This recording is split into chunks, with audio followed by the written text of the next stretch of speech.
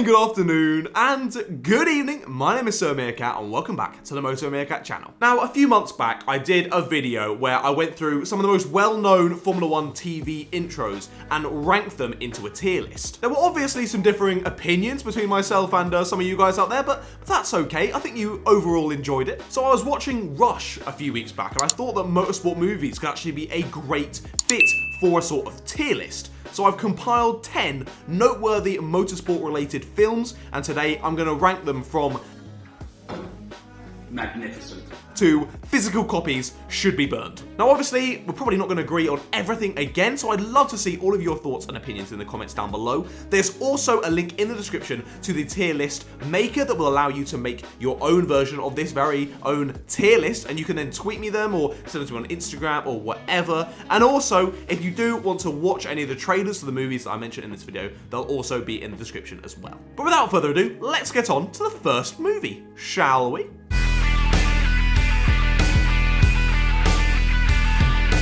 Honestly, Ford vs Ferrari was an instant classic when it was released back in 2019. I remember when it released, I actually went to the cinema with my mates to watch it. Imagine being able to go to the cinema. Wow. The film is set all the way back in 1966 and revolves around the underdog story of Ford in their attempts to beat Ferrari at the Le Mans at 24 hours. The film features Carroll Shelby, obviously the makers of Shelby Automotives. He's been played by Matt Damon in the movie, and they team up with Ford to try and make these dreams a reality. And Carroll Shelby also drafts in a guy called Ken Miles, who's in the film played by Christian Bale. He's drafted in to be the driver to assist in reaching this goal, despite some pushbacks from higher-ups who thought that he was a bit of a difficult man to deal with. And as it's based on a true story, I don't really think that it's a spoiler that Ford end up doing it and end up winning the race at the end, but Ken is told that he must slow down to allow the top 3 Fords to finish in a dead heat. But he ends up losing the race because even though they kind of finish in a dead heat with Ken slightly ahead, because Bruce McLaren started further back on the grid, he actually lost the race to Bruce. But overall, the movie is shot absolutely brilliantly. The pacing is really, really good, and the shots of the old cars racing at super high speeds just looks immense. So that's why I've got to put it in.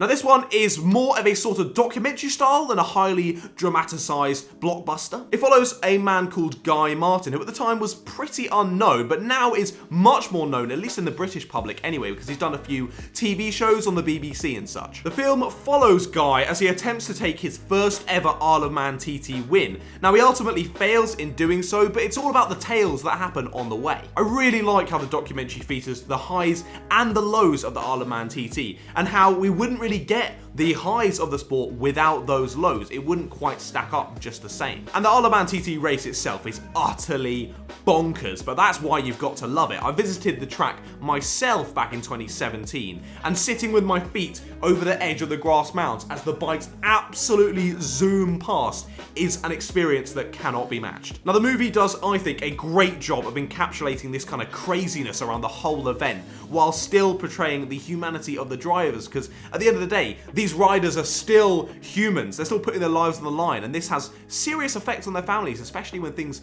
do go wrong. But overall, an absolutely brilliantly shot documentary, just with really good pacing, a fantastic story, and overall definitely worth the rewatch.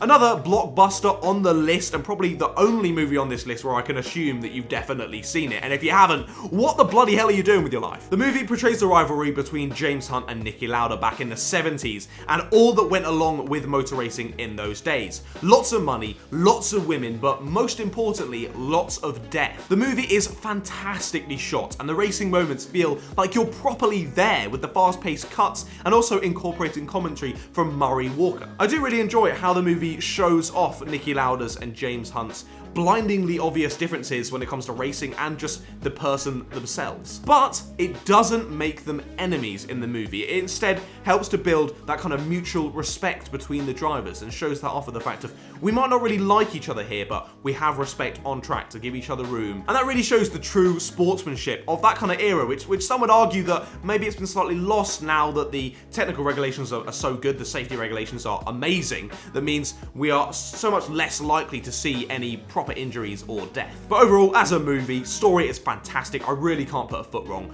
with Rush, so it definitely deserves to be in the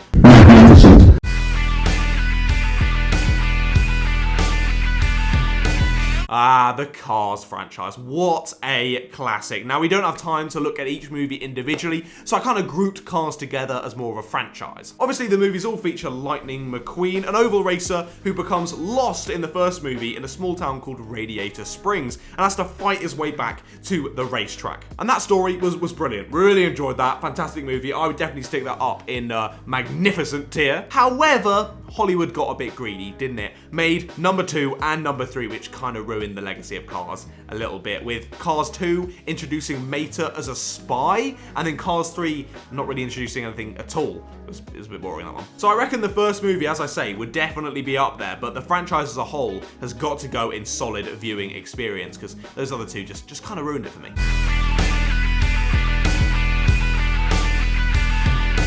Now, oh my god, Herbie Fully Loaded is absolutely ridiculous. This movie is dumb, like hilariously dumb. Lindsay Lohan actually stars in the movie back when she was family friendly and could feature in a Disney movie, and she plays a girl who's a 3rd generation in a NASCAR family. Her father is super overprotective and forbids her from following her dream to be a NASCAR racer, but she ends up meeting a car called Herbie in a junkyard when she's looking for her first car, and Herbie is alive. What the f***? What a weird story. Like, this is just odd. This is just weird. And then obviously, being a Disney movie, it has to have a happy ending, doesn't it? Her and Herbie become amazing, great racers at NASCAR and I guess win everything, and they're just brilliant. But what? Does Lindsay really add anything? We've seen that the car, like, is alive. It drives itself. She doesn't really need to be there. What does she add here? I'm confused. Just the lore of the movie itself is so odd. Like, Herbie seemed to be sexually attracted to another car. What? But only Herbie's shown to actually be sentient. So, is he in a poison chalice here where he's the only sentient one but is really, really horny? I feel bad for you now, Herbie. That's taken a whole different turn. But what really cracked me up about this movie, oh my god, look at this part in the trailer. Watch this. Alright, Maggie, what's your guess? What was that CGI? What was that? Now, okay, I know this movie was made in 2005, but Jesus Christ, that animation was god-awful. All physical copies should be burned of this movie, and also, you probably shouldn't watch it if you're on any type of hallucinogenic drugs.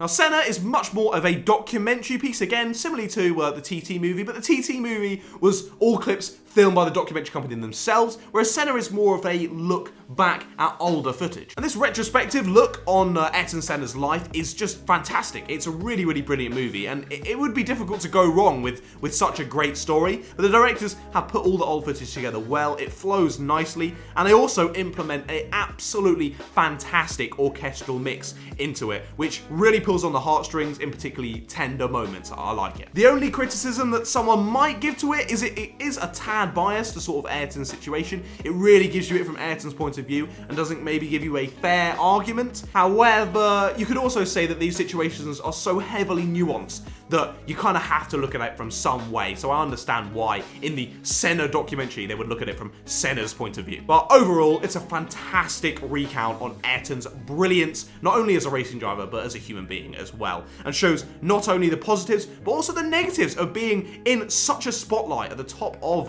motorsport, and also being kind of like a torchbearer for Brazil as a whole and the Brazilian people. A big role to inhabit, and fair play to Ayrton, which is why the movie has to go in worth a rewatch.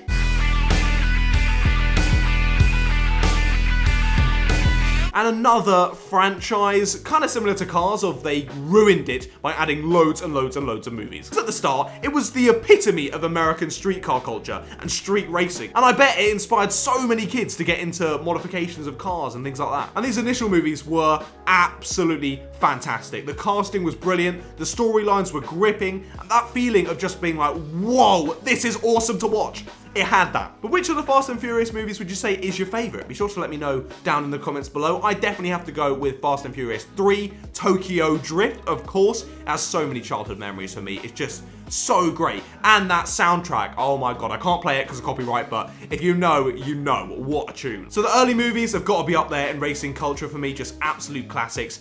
But Hollywood decided to milk the series completely dry. From like number 5, I'd say, forward, they're just not the same. They could just be a different franchise completely, which is why it's got to go in solid viewing experience. It could be higher, but all the explosions in the new movies just kind of ruin it.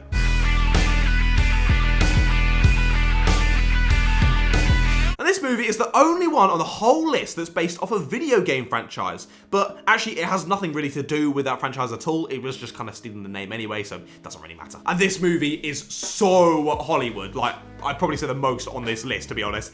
It's so Hollywood at points that it makes you feel sick. Just like, oh, why did you have to leave that in there? It features Aaron Paul, this time not handling any methamphetamine, who has had a rocky past but looks to redeem himself through winning this secretive and high-stakes race. The movie's kind of a mix of both the early and late Fast and Furious movies. It has a crazy dramatic storyline, but also having good pacing, good acting, and loads of Hollywood bollocks, like massive explosions and a kiss between the main character and the lover and all that kind of stuff. I can't lie, I absolutely loved this movie when it came out. It's probably gone down a little bit in my books now I've seen other movies and I'm a bit older, but honestly, it was so good because of the final race. The final race is definitely its biggest redeeming factor. It takes up a solid chunk of the movie and it's just amazing. The shots of the hypercars on the sweeping roads are, oh my god, unbelievable. And also, all of the crashes that you see during that race are real. They're not CGI. So you see like all these Paganis and McLarens and all kind of stuff, all crashing and blowing up and stuff. Oh, it's epic. So with a decent but cheesy storyline, it has good actors, good shots of cars racing at top speeds, and of course, crashing, we've got to put it in worth a rewatch for me.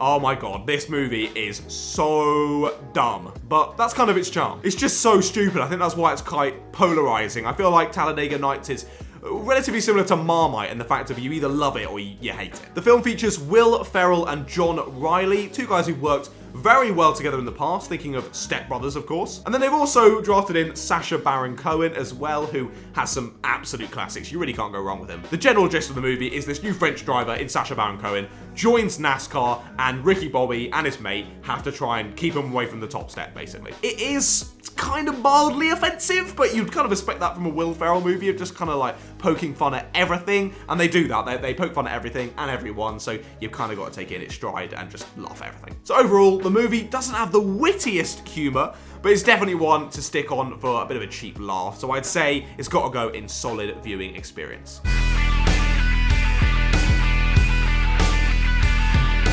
And then finally, our final movie on the list is Speed Racer. Now, I used to love this movie as a kid, but I must have been a complete idiot because it sucks. When I was researching it, I was actually amazed that it was made in 2008 because it gives off proper early 2000s vibes, similarly to films like Spy Kids. I think the two main reasons for that is the fact it has way too much color, like the saturation is intense, like Jesus, and the CGI really isn't great in points. The whole world that they inhabit is just ridiculous. Like, the saturation is one, but just generally, it's just weird. Like, I know it's meant to be the future, but it's just odd. Take the fact of, like, the cars, the tracks, like the races and stuff, all kind of have this futuristic vibe, but they all just kind of look like Hot Wheels. And also, the icing on the cake, the story is so cheesy, with the main character, Speed Racer, being the underdog of a cross-country car race. The big corporations who are all running it behind the scenes try to corrupt him as he finds out that they're actually fixing the races for profit, but of course, no, he turns them down. He's the good upholding citizen, and he upholds the kind of family honor and brings home the win, and all of humanity is restored. Everything is great now. And it just brings back racing to the people, doesn't it? Oh, we all love a happy ending, don't we?